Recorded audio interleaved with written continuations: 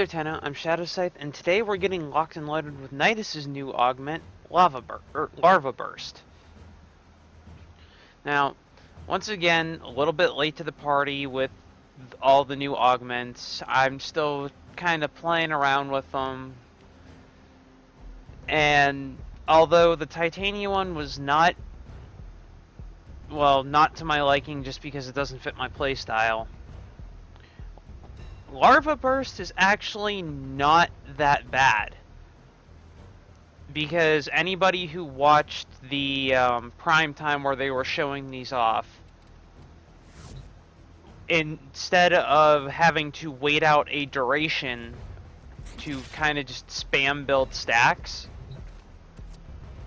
the way that this augment is supposed to work is it's supposed to let you basically recast your larva, which will detonate it, and if it doesn't just outright kill whatever it's sucked in, it's going to inflict a viral proc. Or toxin proc. I have to look at the augment again to be 100% certain.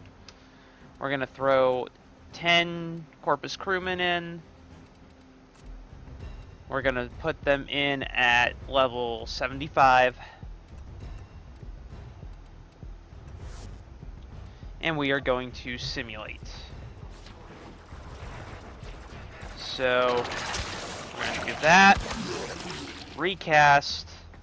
Which, level 75, little too weak.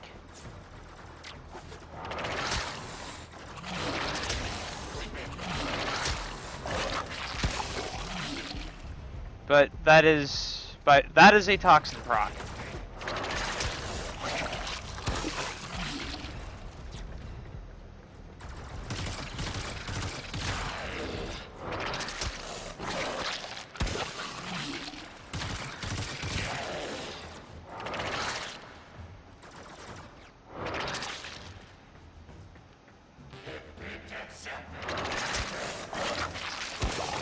Let's get you going.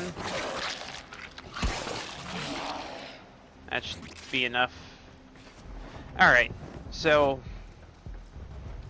that was a little lackluster. But here's the build. It's almost identical to one that I was using beforehand. But high armor, vitality, hunter adrenaline, just so that you're converting your damage on health into energy to keep your energy pool as high as you possibly can.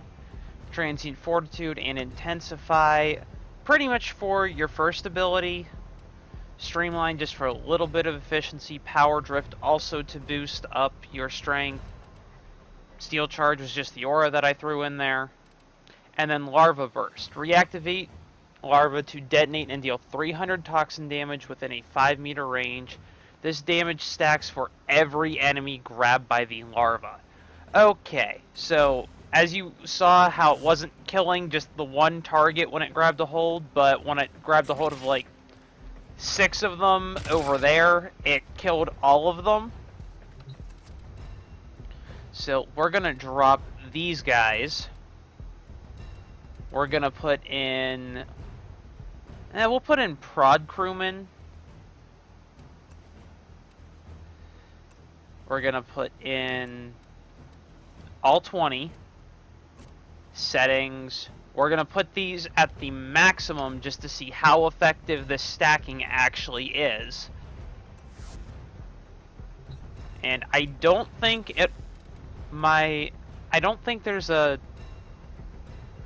No, it'll grab everything. There is no limit to the number of enemies that it can grab just by its range. So we have the settings, other than the fact that I backed out before simulating, so I totally fucked it up. So select all, everything else is already set. So simulate. We're gonna kite them around.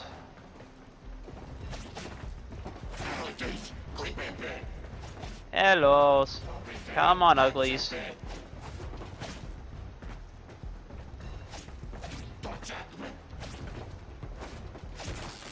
Ooh, you actually do hurt a little bit.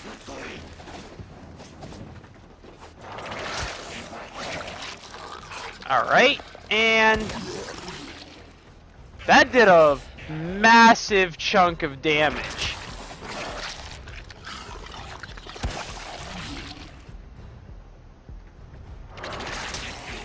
They, on the other hand, actually survived that because there were only 3 of them.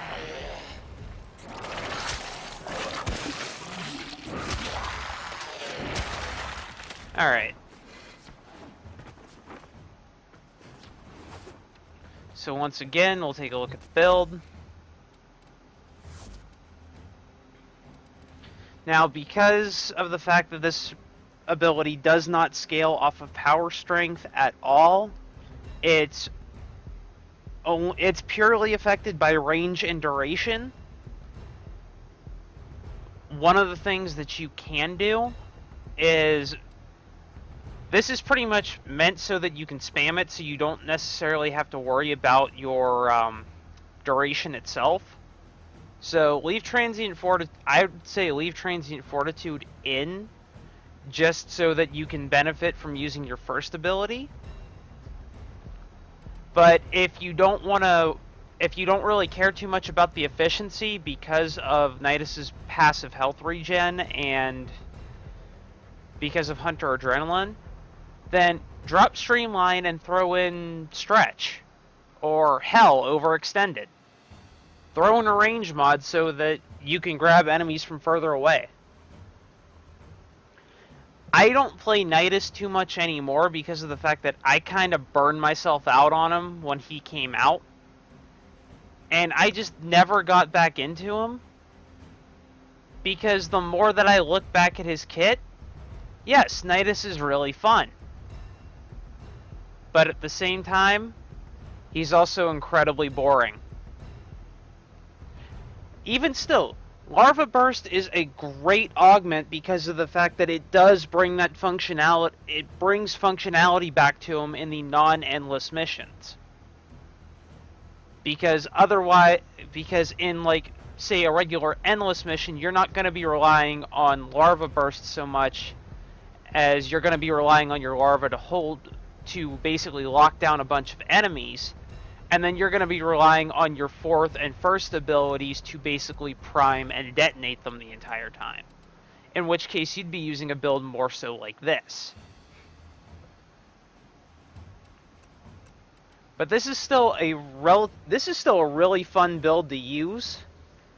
And I am going to try to play him a bit more. It's just a matter of finding the time outside of the videos or when I'm re-leveling gear.